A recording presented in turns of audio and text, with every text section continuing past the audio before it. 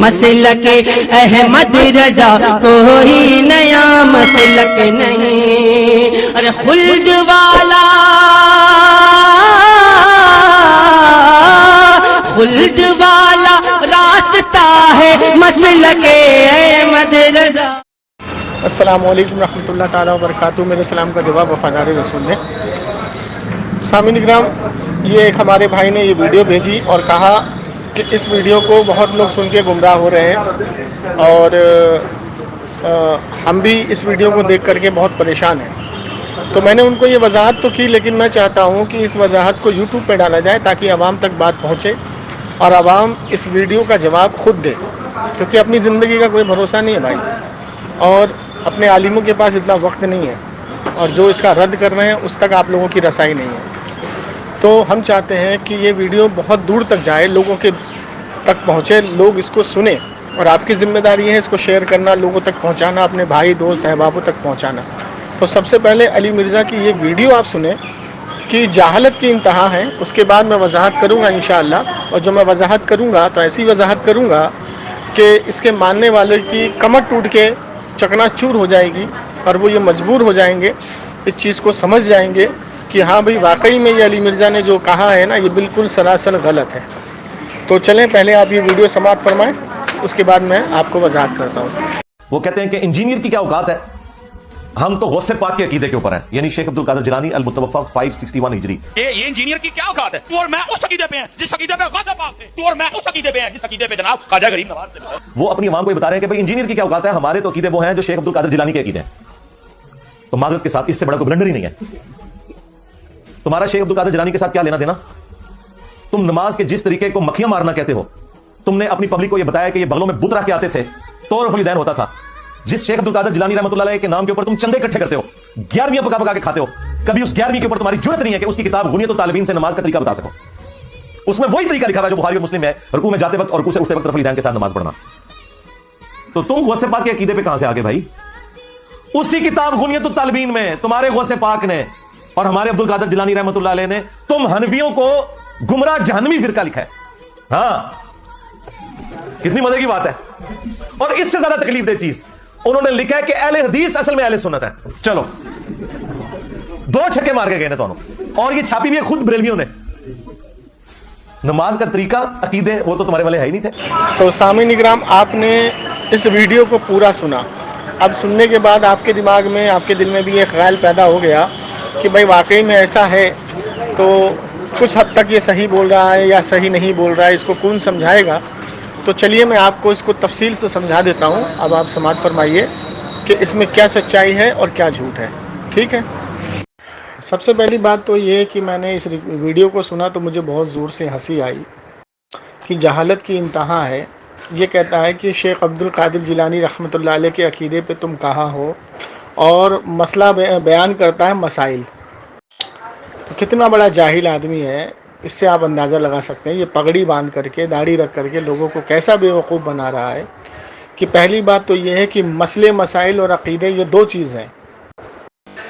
اب جو ہم عبد القادر جیلانی رحمۃ اللہ علیہ سے محبت کرتے ہیں، ان کو ولی مانتے ہیں، تو وہ عقیدے پر ہے، مسئلے پر نہیں ہے، کیونکہ شیخ عبد القادر جیلانی رحمۃ اللہ علیہ امام شافعی اور امام مالک کے مقلد تھے، ان کو فالو کرتے تھے، اور ہم امام ابو حنیفہ کو فالو کرتے ہیں مسائل میں، عقائد میں نہیں، مسائل میں۔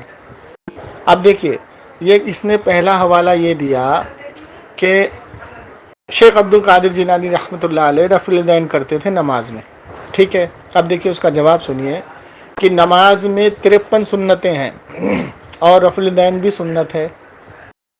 تو اب کوئی وہابی یا یہ شیطان کا بچہ جو علی مرزا ہے، کیا یہ دعویٰ کر سکتا ہے کہ یہ نماز میں ساری سنتیں اپناتا ہے؟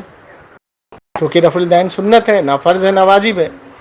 کوئی مائی کا لال یہ دعویٰ نہیں کر سکتا کہ اگر تم نے رفع الیدین نہیں کیا تو تمہاری نماز نہیں ہوگی، کوئی دعویٰ نہیں کر سکتا، کیونکہ وہ سنت ہے، اور سنت غیر موقدہ ہے، موقدہ بھی نہیں ہے، ٹھیک ہے؟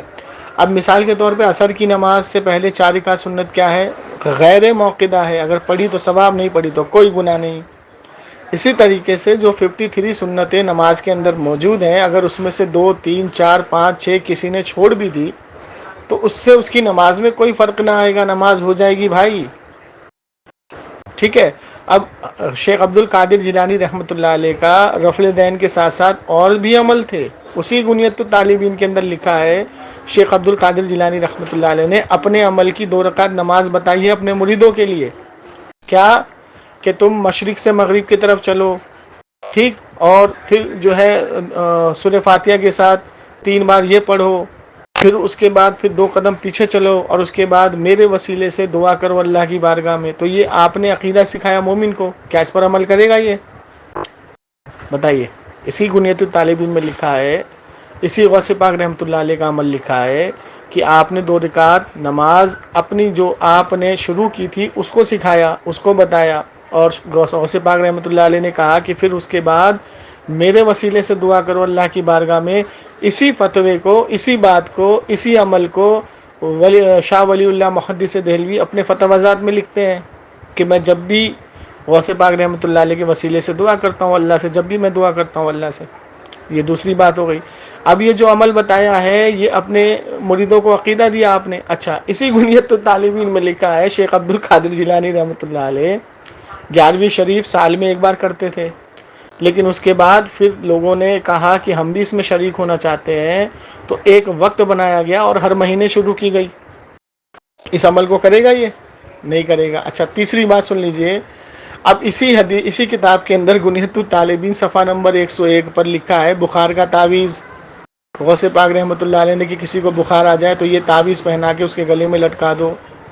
اب تعویذ کو تو یہ شرک کہتا ہے, تو یہ عقیدے کو کرے گا یہ؟ غوث پاک رحمۃ اللہ علیہ کو بیٹھ کے یہ رحمۃ اللہ علیہ کہہ رہا ہے, یہ کرے گا؟ نہیں کرے گا. اچھا, دوسری بات اس نے یہ کہی, اب یہ پتہ لگا کہ جو مسئلے مسائل ہیں نا, مسئلے مسائل سے عقیدے نہیں بنتے, مسئلے مسائل سے کسی کے اوپر فتویٰ وائز نہیں ہوتا, عقائد پر ہوتا ہے. تو ہمارا عقیدہ ہے غوث پاک رحمۃ اللہ علیہ کے عقیدے پر, مسئلے پر نہیں. جاہل آدمی پہلے جا کر کے مکتب میں سیکھ کہ مسئلہ کیا ہے اور عقیدہ کیا ہے.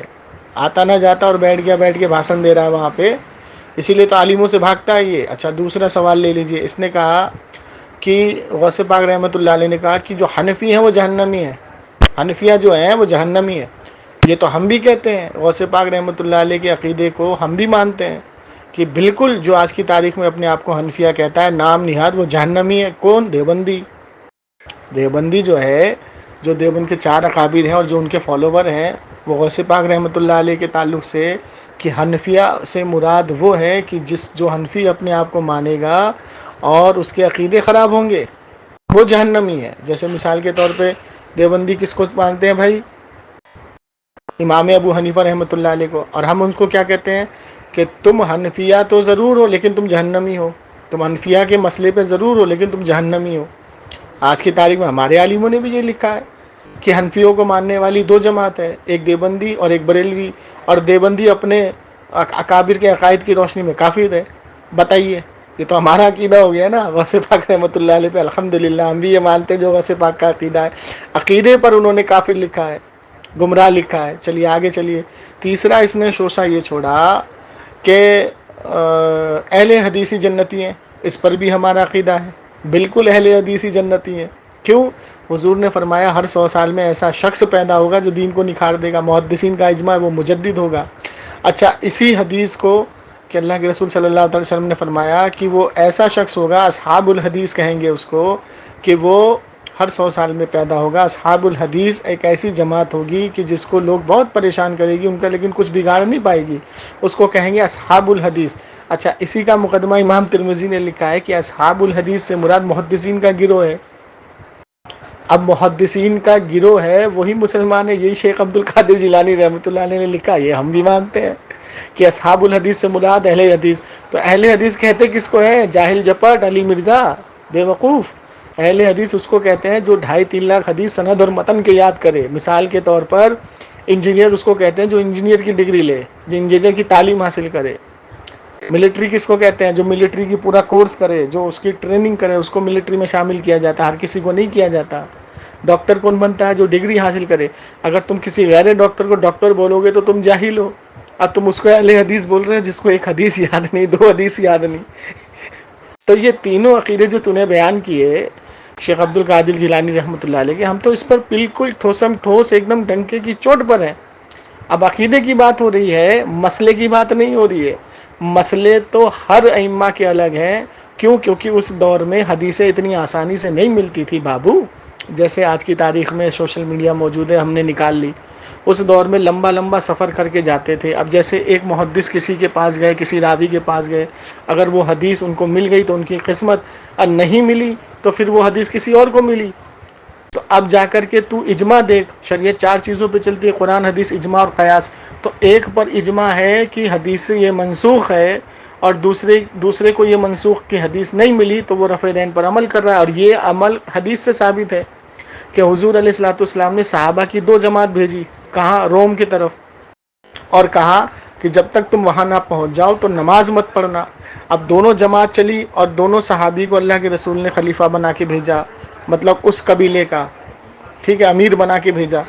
اب ایک جماعت جو ساتھ میں چلی تو ان کے ساتھ جتنے لوگ تھے تو وہ اس میں شامل ہوئے، اور جو دوسری جماعت میں جس صحابی کے ساتھ لوگ تھے اس میں شامل ہوئے. اب کیا ہوا کہ چلتے چلتے عصر کا وقت ہو گیا. اب دونوں کے مد نظر یہ بات موجود ہے. حضور نے فرمایا جب تک تم وہاں نہ پہنچو تو نماز نہیں پڑھنا. لیکن حضور نے یہ نہیں فرمایا کہ اگر نماز کا وقت ہو جائے تو پڑھ لینا. تو ایک جماعت نماز پڑھ لیتی ہے، دوسری جماعت نکل جاتی ہے، نہیں پڑھتی ہے. ٹھیک.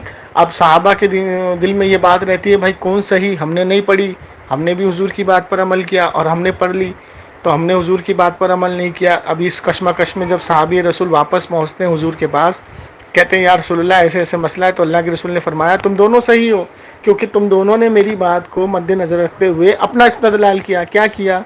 کہ ایک نے یہ استدلال کیا کہ اللہ کے رسول نے یہ نہیں فرمایا کہ نماز یہاں کا وقت ہو جائے تو نہیں پڑھنا. یہ تو نہیں فرمایا تھا. حضور نے کہا کہ جب تک وہاں نہ پہنچو نماز نہیں پڑھنا. لیکن یہ نہیں فرمایا کہ جب نماز کا وقت اگر بیچ میں ہو جائے تو نماز چھوڑ دینا. تو تمہارا بھی استدلال ٹھیک اور تمہارا بھی استدلال ٹھیک. تم نے اپنا استدلال کیا کہ حضور نے فرمایا جب تک وہاں نہ پہنچ جاؤ نماز نہ پڑھنا. تو دونوں کو معتبر بتایا. تو یہی چیز تو یہاں موجود ہے. امام ابو حنیفہ رحمۃ اللہ علیہ نے رفع دین نہیں کیا. اب علی مرزا تیرے اندر دم خم ہے تو امام ابو حنیفہ پہ فتویٰ لگا کے دکھا تو ذرا. اگر لگائے گا تو 9 لاکھ مسئلے امام ابو حنیفہ نے قرآن حدیث سے نکال کے دیے. معتبر کتابیں لکھی امام ابو حنیفہ نے. آج کی تاریخ میں تو مولوی مفتی نہیں بن سکتا جب تک تو فقہ حنفی نہ پڑھ لے. اتنا بڑا تو جاہل ہے کہ مسئلے کو تجھے پتہ نہیں، عقیدے کا تجھے پتہ نہیں، اور ویڈیو بنا کر کے لانچ کر رہا ہے. تو سامعین اکرام، آپ نے پوری ریکارڈنگ کو سنا اور کتابوں کے حوالے کے ساتھ. اب آپ خود فیصلہ کریں کہ اتنے بڑے بڑے پائے کے جاہل موجود ہیں. تو چلیے بہرکیف، اب یہ تو رہی بات آپ کے سامنے. اب رہی بات کہ اس بچی کے تعلق سے جس کے تعلق سے ہم مسلسل ریکارڈنگ ڈال رہے ہیں. اور بہت سارے لوگ، بہت سارے بھائی احباب ہمارے ساتھ گروپ میں بھی جوائن ہو چکے ہیں، جس گروپ میں پل پل کی خبر، پل پل کی اسٹیٹمنٹ، پل پل کا جو ہے بل وہ ہم ڈال دیتے ہیں تاکہ عوام جو ہے وہ دیکھ لیں. اور بہت سے لوگوں نے ویڈیو کال بھی کیا، بات بھی کی. اور ویڈیو کال پر پورے دن میں کم سے کم 2-3 بار لوگ ویڈیو کال کرتے ہیں گروپ کے لوگ، اور پل پل کی اسٹیٹمنٹ لیتے ہیں کہ اس بچی کا علاج کہاں تک پہنچا، کیا پہنچا، نہیں پہنچا. تو ساری اسٹیٹمنٹ ان کو دی جاتی ہے، سارے بل وغیرہ اس میں ڈال دیے جاتے ہیں.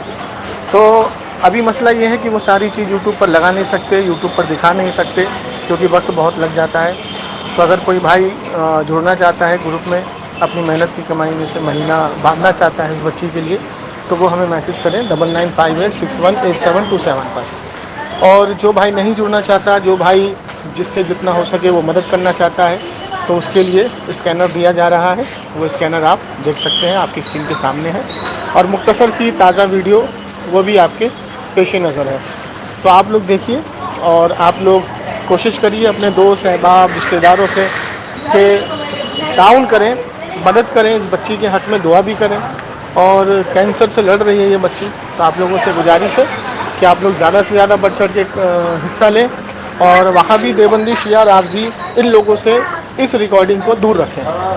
ہمیں ان کا پیسہ کسی حال کسی صورت میں نہیں چاہیے. تو بس ہمیں اپنے بھائی سنی بھائیوں سے محبت ہے اور انہی کا پیسہ چاہیے. ٹھیک ہے. تو آپ لوگوں سے گزارش ہے زیادہ سے زیادہ تعاون کریں. باقی باتیں میں پچھلی ویڈیو میں بھی بتا چکا ہوں اور ہر بار ویڈیو میں بتاتا ہوں.